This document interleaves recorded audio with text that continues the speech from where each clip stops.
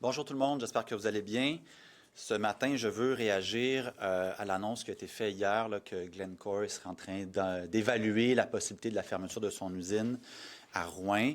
Je suis très fâché parce que je pense à tout le sucre qu'a cassé François Legault sur notre dos à Québec solidaire à l'élection de 2022, où il avait propagé des mensonges en disant qu'on souhaitait la fermeture de l'usine. Qu'il avait donc, lui, réussi à trouver une entente qu'on baisserait à 15 nanogrammes les émissions d'arsenic avec des investissements majeurs de l'entreprise dans l'usine. Et là, on se retrouve 4 ans plus tard et rien n'a été fait. Les investissements ne sont pas là. Les émanations d'arsenic sont toujours les mêmes. Et là, on a peut-être des rumeurs de fermeture. C'est un désaveu complet de son œuvre à François Legault, en particulier depuis qu'il est ministre de l'Abitibi. Il était supposé de livrer un 15 nanogrammes avec des investissements majeurs dans cette usine-là. Il ne l'a pas fait. Il a préféré faire de la petite politique sur le dos de Québec solidaire à l'époque. Il n'a pas livré les résultats. Ce matin, j'ai appelé le président du syndicat là-bas, qui est un syndicat de la CSN. Il y a de l'inquiétude, bien sûr, dans les rangs. En même temps, ils savent et ils sont confiants que c'est possible d'arriver à 15 nanogrammes. C'est une cible qu'ils maintiennent. Nous les appuyons là-dedans, mais il faut que l'usine investisse. Puis là, il va falloir que le premier ministre mette ses culottes, qu'il garde le cap sur 2027 et qu'il livre une garantie légale d'investissement de la part de Glencore. Je l'invite à le faire d'ici Noël pour que les travailleurs et les travailleuses de l'usine puissent avoir un temps des fêtes avec l'esprit tranquille et non avec une épée de Damoclès sur leur tête. Il en retourne de la crédibilité de ce premier ministre-là, qui est le ministre responsable du dossier de l'Abitibi pour la suite des choses. Et les travailleurs et travailleuses peuvent compter sur Québec solidaire pour faire la bataille. Je prévois parler aussi au directeur de l'usine en après-midi pour avoir la même discussion que j'ai eue avec le syndicat ce matin. Et on va faire un suivi de ce dossier-là. Ce qu'on comprend, c'est qu'en fond, la compagnie veut éviter qu'on exige de descendre à 3 ou 5 nanogrammes éventuellement. Est-ce que la CAQ doit s'engager à ne pas aller en deçà de 15 nanogrammes ou il faut justement s'aligner avec la santé publique puis avec les recommandations de la santé publique? Moi, je vous dis, là, commençons donc par atteindre 15. On est très loin, on est à 40 ou 44, là, si ma mémoire est bonne. Commençons par aller à 15, on verra après. Pour se rendre à 15, il faut avoir des investissements majeurs, puis c'est ça qui presse, c'est ça qui n'a pas été fait des 4 dernières années. À l'entour de 300 millions, si ma mémoire est bonne, qu'il faut investir dans l'usine, c'est quand même beaucoup d'argent. Glencore peut se le permettre, hein? C'est des centaines de milliards de dollars. Glencore, justement, est-ce que le gouvernement doit aussi mettre de l'argent pour aider? Glencore a en masse le lousse financier, 324 milliards de revenus l'année passée pour l'entreprise. En masse de lousse pour investir dans son usine. Il avait déjà dit qu'il le ferait, mais il ne s'est rien passé pendant 4 ans. Où était le gouvernement? Où était François Legault dans les 4 dernières années pour sonner une petite clochette à Glencore puis dire « Hey, ça fait 1 an, ça fait 2 ans, ça fait 3 ans qu'il n'y a toujours pas d'investissement. » C'est un échec personnel de M. Legault. C'est le ministre de l'Abitibi. Il n'a rien fait, puis on se retrouve à quelques années. Il ne doit pas ajouter d'argent là-dedans. Là. Il ne doit pas supporter Glencore dans sa transition. Là. Je ne pense pas que ça soit nécessaire. Elle doit plutôt mettre de la pression sur Glencore pour que l'argent qui était engagé, qui était garanti, qui était promis par l'entreprise soit investi. Puis là-dessus, le gouvernement ne l'entend pas et il fait le tapis. Je ne sais pas trop qu'est-ce qui se passe dans ces fameuses officines où M. Legault il dit qu'il y a des bonnes relations avec les entreprises. Visiblement, là-dessus, c'est un échec. Est-ce que le risque de fermeture est réel, selon vous?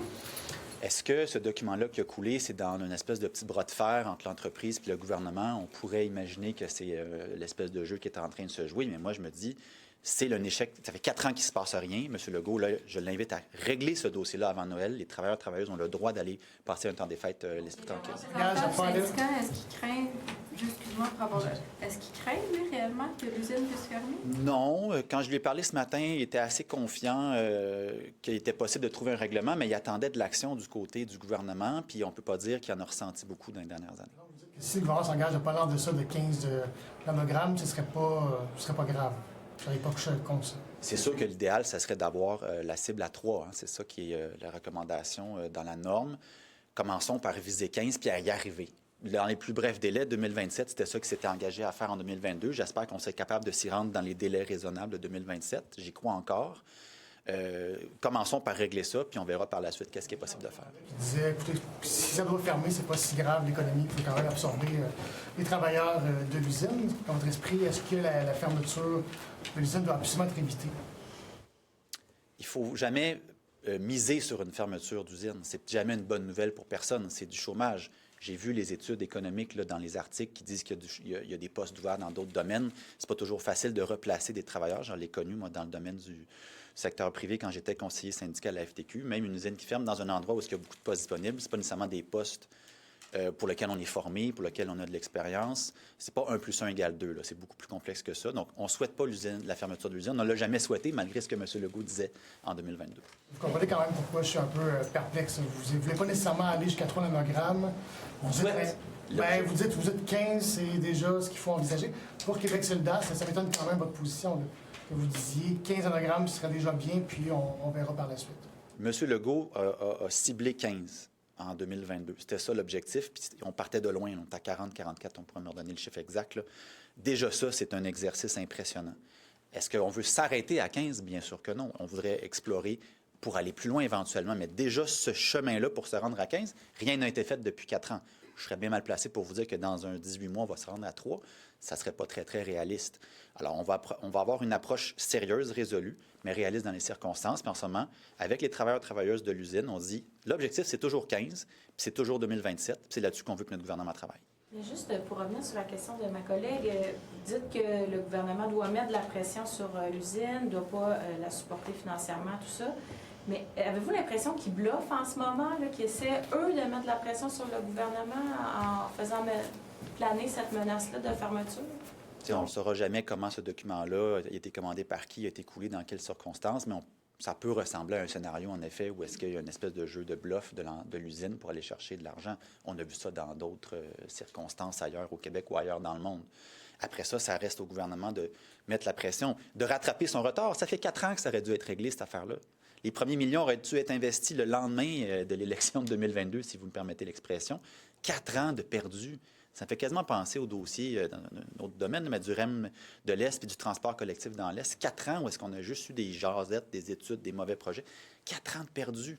Les gens de la région de l'Abitibi, de Rouyn, doivent être particulièrement déçus de voir qu'il n'y a rien qui a été fait, à part un ministre qui a démissionné puis un autre qui n'habite même plus dans la région.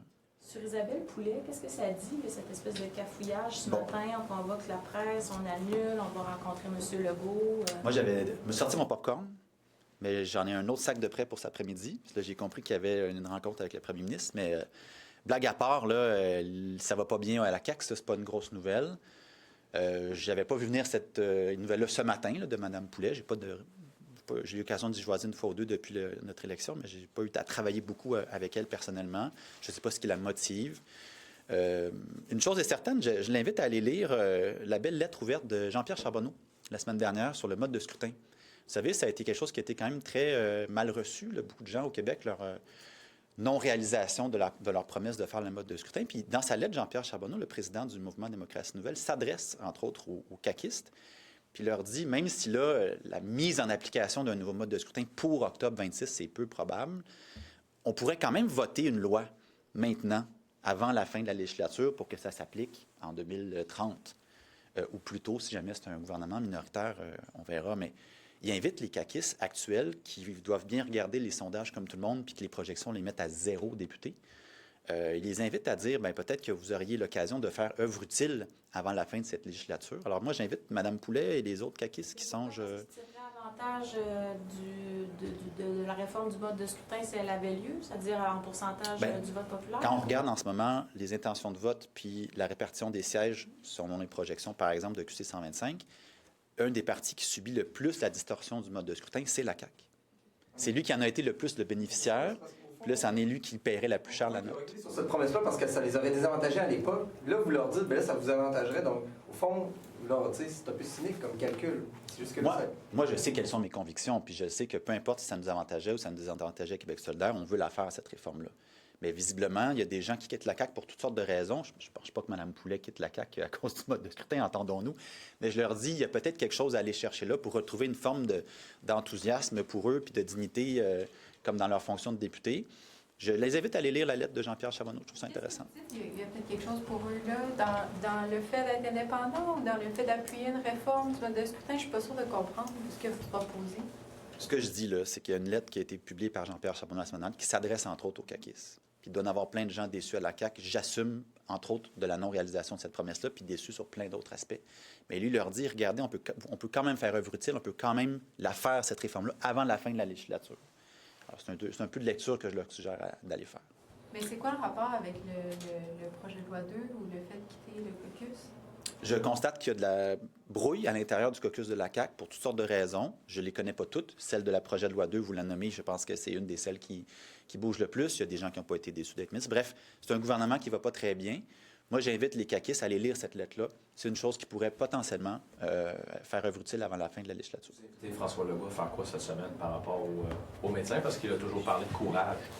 Est-ce que le courage, c'est de reculer ou c'est de continuer face aux médecins? L'idée de suspendre l'application de la loi 2 doit certainement être une option à ce moment-ci. Personne ne supporte sa réforme, ni les experts, ni les médecins, visiblement pas la population, pas les partis d'opposition. Les patients, vous pensez pas? Non? Je ne l'ai pas vu, en tout cas. Les patients, ils veulent des services, ils veulent de l'accès. Puis, en tout cas, j'ai pas vu M. Dubé bien expliquer sa réforme puis aller susciter une adhésion générale de la population. Puis, en plus, là, maintenant, on a le bilan, tu sais, qu'on nous avait vendu, par exemple, Santé Québec comme la meilleure chose depuis le pain tranché. Les résultats se font toujours attendre. Les patients n'ont pas nécessairement plus de soins maintenant que Santé Québec existe, alors qu'on nous avait dit que ça allait tout changer. Fait que l'appétit, je pense, de la population pour... Pas tant l'appétit, mais l'espoir que ça va vraiment donner plus d'accès à un médecin immédiatement ou dans un court délai, le projet de loi 2, je pense qu'il n'est pas là. Jusqu'à quand? Jusqu'à temps qu'on trouve une bonne solution. Parce que la guerre ouverte avec les médecins, on les voit, sont rendus à combien? C'est 200 ou 300 qui s'en iraient ailleurs en Ontario. Je suis particulièrement inquiet pour les régions frontalières, l'Outaouais, la Gaspésie, qui sont proches de d'autres provinces. C'est là que la saignée pourrait être la plus impressionnante. Moi, je connais, j'ai quelques médecins dans Hochelaga, bien sûr. On a une clinique avec un CLSC, puis ils font du travail notamment sur les personnes en situation d'itinérance, avec les personnes en situation d'itinérance. Puis c'est un de ces travails-là qui n'est pas très bien valorisé dans le projet de loi 2, qui va même être potentiellement pénalisé dans le projet de loi 2. Et puis on en a besoin de ces médecins-là qui font un travail patient, là, patient dans le sens de patience, là, que ça prend du temps, ça prend c'est pas une question de volume puis d'une usine de Ford, là.